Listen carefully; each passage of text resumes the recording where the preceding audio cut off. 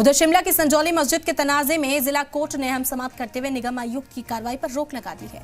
Court ने नगर निगम की तरफ से गैर कानूनी कंस्ट्रक्शन बताकर मस्जिद की बुलडोजर कार्रवाई को रोक दिया। अब मामले में समाप्त 5 जुलाई को होगी। उधर वक्फ बोर्ड के एडवोकेट भूप सिंह ठाकुर ने इस मामले में क्या कुछ कहा, आपको सुनवाते हैं।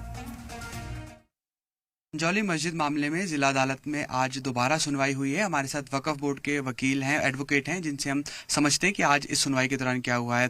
ठाकुर साहब, आपसे समझना चाहेंगे आज क्या हुआ सुनवाई में, थोड़ा टेक्निकल पॉइंट्स के साथ हमें समझाइए, और अगली सुनवाई अब इस मैटर में कब होने वाली है?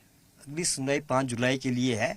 लोअर कोर्ट का रिकॉर्ड आ चुका है और म्यूनिसिपल कॉर्पोरेशन के एडवोकेट साहब पेश होकर के उन्होंने आज रिप्लाई दिया स्टे एप्लीकेशन का।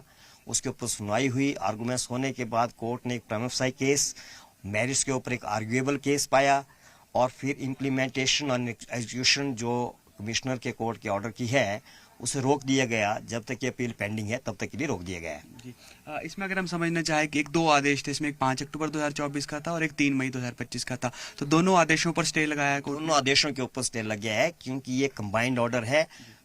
कोर्ट ने निचली कोर्ट के आदेश को की इम्प्लीमेंटेशन को स्टे किया हुआ है, मीनिंग देयर बाय कि निचले कोर्ट का ऑर्डर पूरी तरह से स्टे रहेगा जब तक ये अपील पेंडिंग रहेगी तब तक के लिए। ठीक है सर, आपने समय दिया, आपका शुक्रिया। Thank you.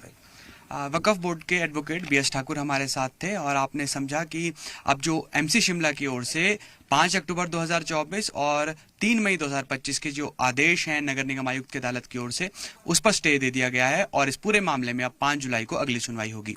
Senior camera person Ashok Soni के साथ अंकुश डोभाल, जी मीडिया, शिमला।